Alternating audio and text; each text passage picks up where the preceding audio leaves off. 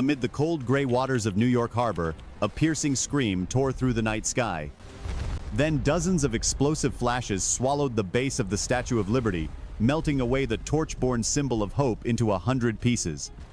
The thick silver cloak that had stood firm for centuries was ripped apart like thin paper.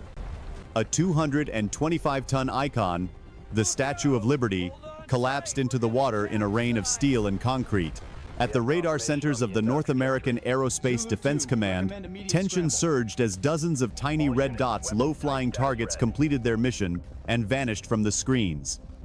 They had stabbed a dagger straight into the heart of America's symbol.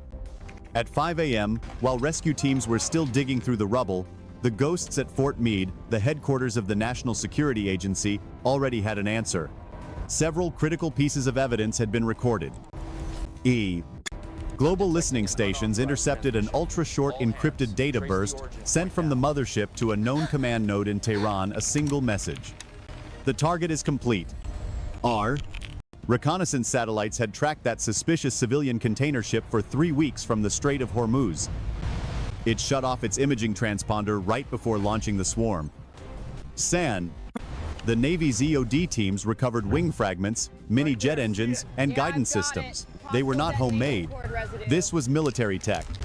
Specifically, deeply upgraded variants of the Shahed UAV line designed to pierce short-range air defenses.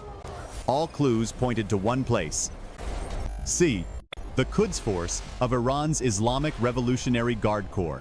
This was retaliation for America's baseless accusations against Iran and for the devastating economic sanctions the U.S. had placed on the country. Could this be the start of a full-scale Middle Eastern war or even World War III? Before we dive into the unimaginable retaliation from the U.S. Air Force, make sure you've hit subscribe and turned on notifications. At 4:30 a.m., the deep rumble of diesel engines echoed everywhere. FNE's mighty fireboats 340-3 and Firefighter E charged across the dark waters. Their high-pressure cannons blasted thousands of gallons of water not to douse smoking rubble. But as search beams, while port patrol vessels swept their floodlights through the fog and smoke, their lights locked onto an empty stone pedestal, cracked apart, debris everywhere. Massive twisted metal plates floated like deadly icebergs. The shattered crown lay sideways along the shore, a lifeless eye staring toward the Manhattan skyline.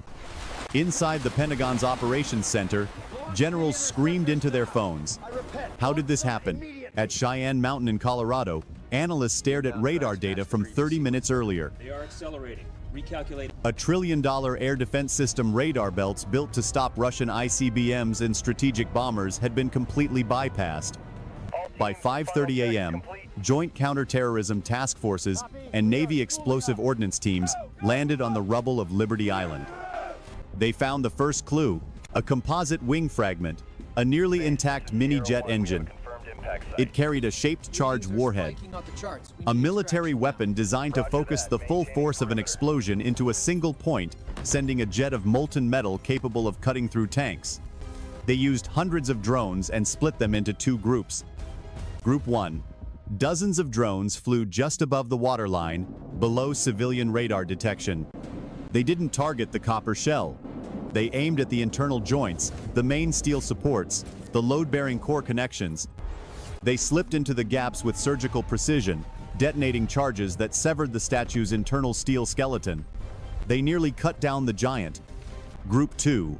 Right after the internal structure was destroyed, a second wave of drones carrying even stronger explosives struck directly at the torso and base, creating the massive explosion everyone saw. They caused the 225-ton statue to collapse on its own. The sun began rising over New York. The first 30 members of the heavy rescue team stood on the pier. They stared at the twisted metal and shattered concrete. Silence blanketed the harbor. The alarms were off. It was all over. America woke up in shock. The Statue of Liberty had fallen.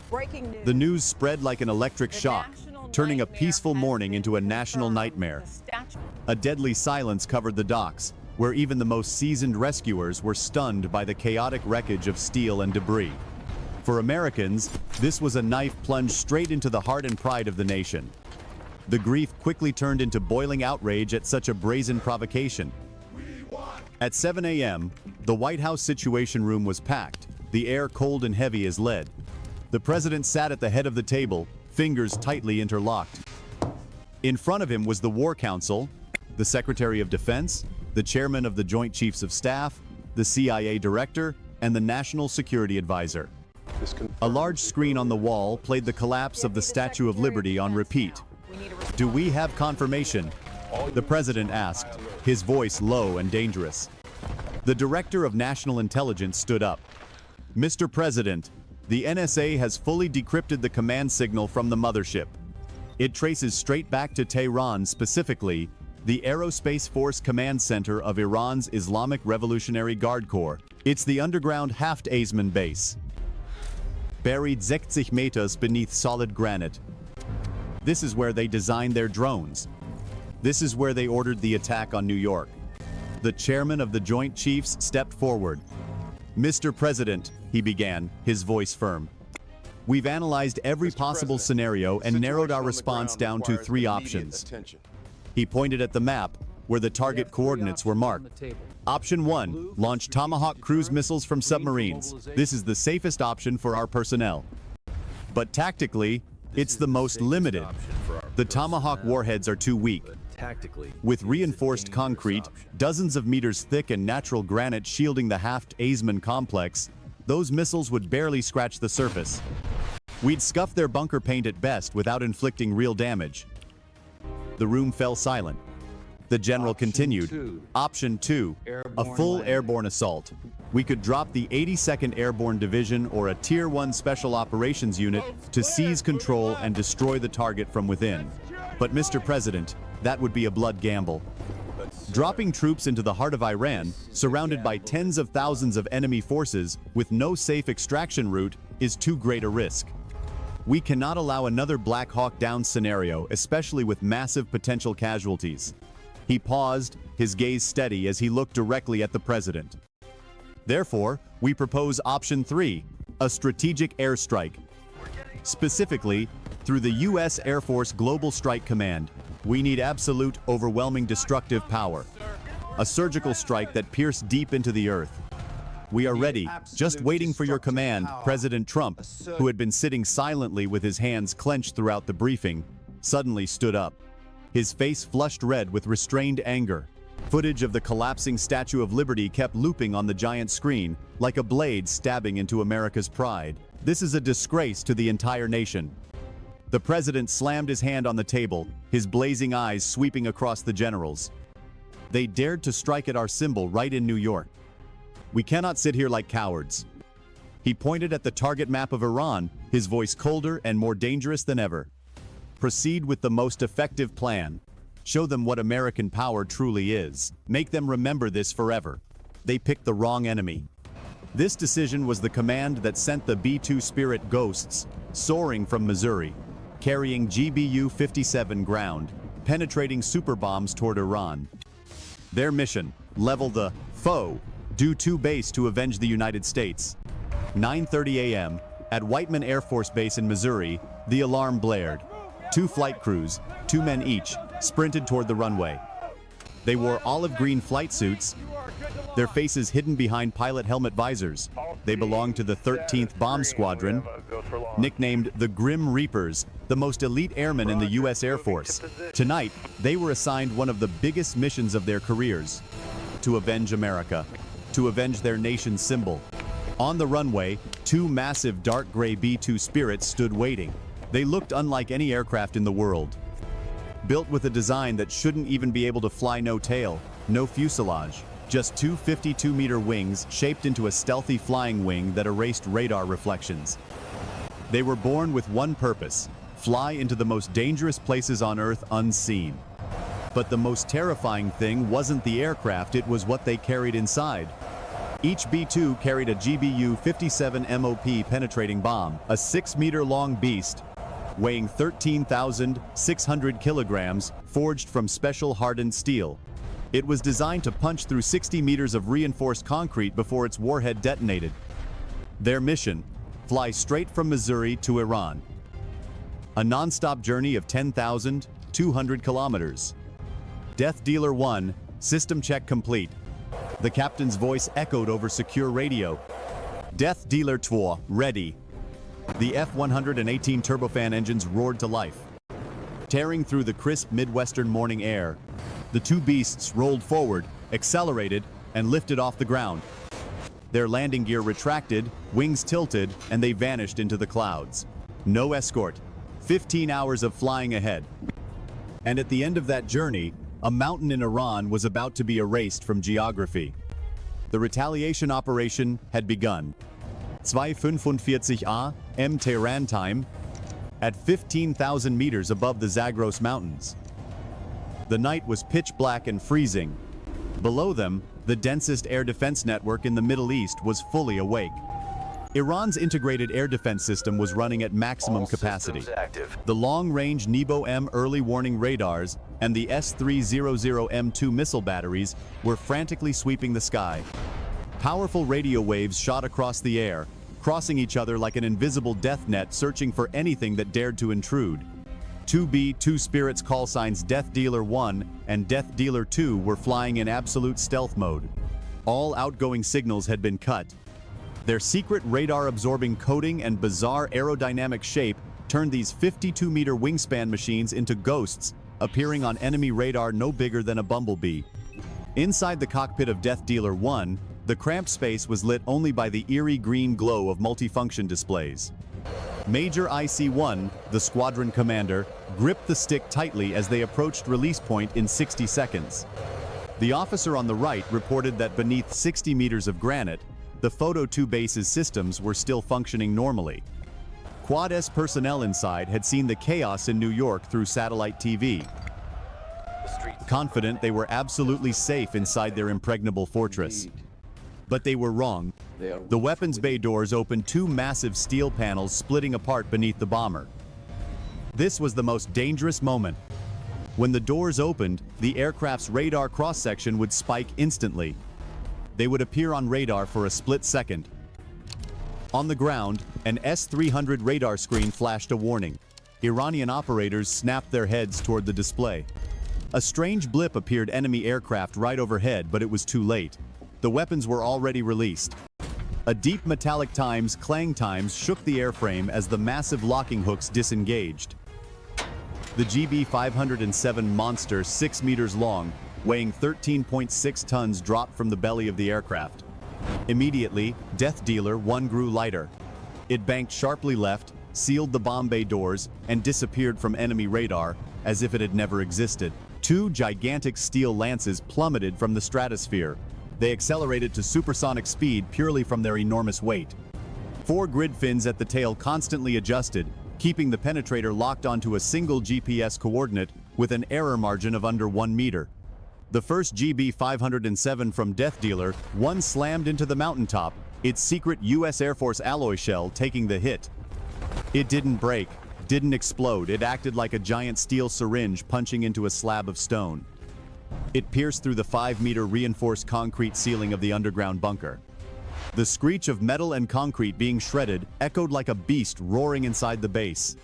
The bomb tore through the ventilation level, crashed through the false ceiling of the tactical command center, and came to rest in the middle of a room full of panicked Iranian officers. That was when the smart fuse counted down to 0. 3 tons of high-yield X-750 explosive detonated, the shockwave trapped inside the confined bunker. Pressure spiked thousands of times over within a microsecond. Steel walls twisted like candy wrappers. The server racks, drone schematics, the command officers, everything was vaporized instantly in the firestorm and pressure blast. The second bomb from Death Dealer 2 plunged into the exact same hole created by the first. It passed through the molten wreckage of the command floor and drilled all the way down to the lowest chamber, which had not yet been destroyed. On the surface, the mountain lurched violently. Thousands of tons of rock collapsed from the summit. A column of fire, smoke, and pulverized concrete blasted hundreds of meters into the sky like a volcano erupting in reverse. The entire underground structure imploded inward. The Fordo 2 base, Iran's pride, was reduced to a permanent concrete tomb. Death Dealer 1 and Death Dealer 2 were already 60 miles to the west. On the infrared sensor display, the mountain behind them appeared as a blazing white-hot blotch heat raging up from deep underground. Major Iceman switched to long-range satellite comms and sent a short encrypted message to Strategic Command. The target has been eliminated. We're heading home. The Statue of Liberty has fallen. But the price the enemy paid was irreversible destruction. Iran didn't just lose a base, they were staring at a full-scale military catastrophe. The most devastating blow that left Tehran's generals speechless was the loss of their top personnel. At the moment of the explosion, the entire UA Combat Command Group of the Aerospace Force was gathered in the tactical briefing room. Their entire leadership, every key mind, was wiped out in an instant.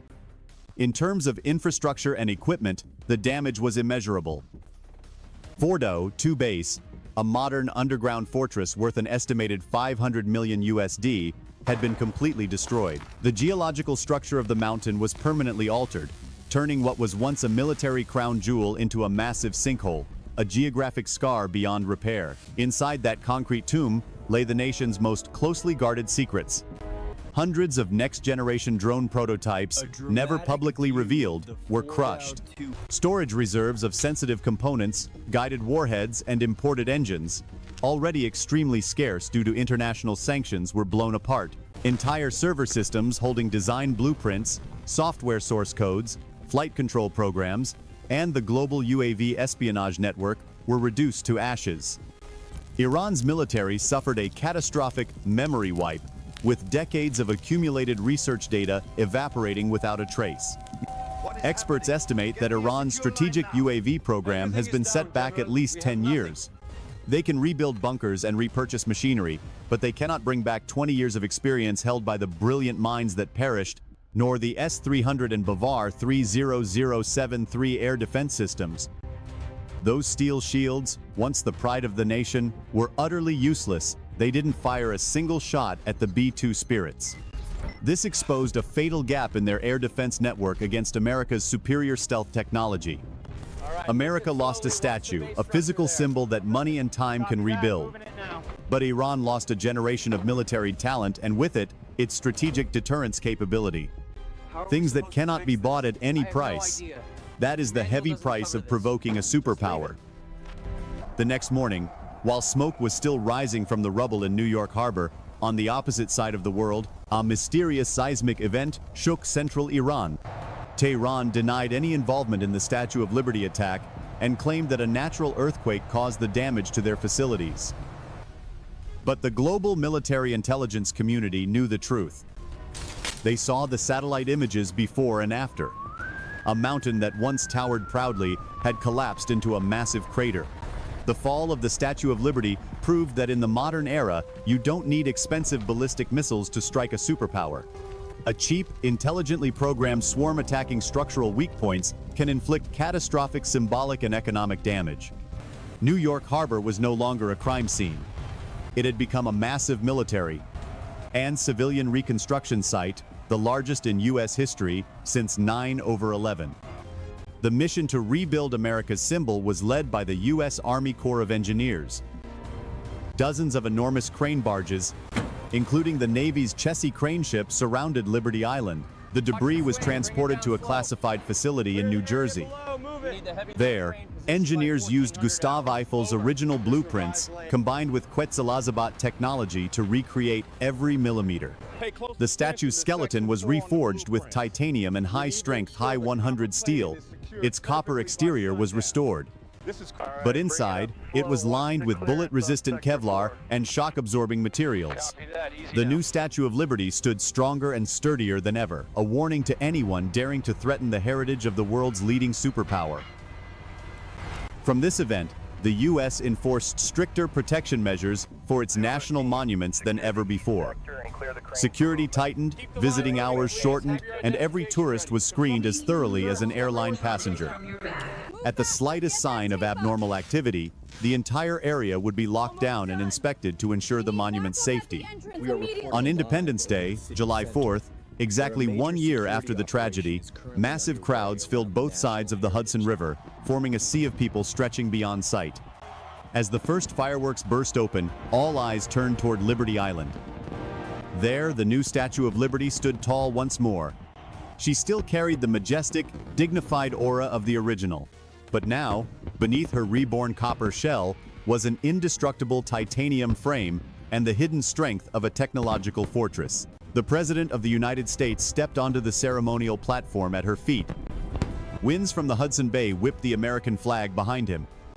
He looked directly into the broadcast cameras, streaming live to billions around the world, his voice echoing resolute, steely, carrying the weight of a reborn superpower. You may bring down our steel and copper, but you will never and will forever never bring down the will of the United States. Cheers thundered like rolling storm clouds, drowning out the fireworks above. It wasn't just a celebration, it was the strongest declaration that a statue may fall, but the spirit of the world's mightiest superpower cannot be destroyed. In your opinion, was America's retaliation too brutal or a necessary action to prevent future attacks? And in the future, will cheap drone swarms truly end the era of billion-dollar weapons? Share your analysis in the comments below. This military debate needs your perspective. Don't forget to subscribe and turn on notifications. We'll be back with more top-tier war scenarios and advanced weapons analysis.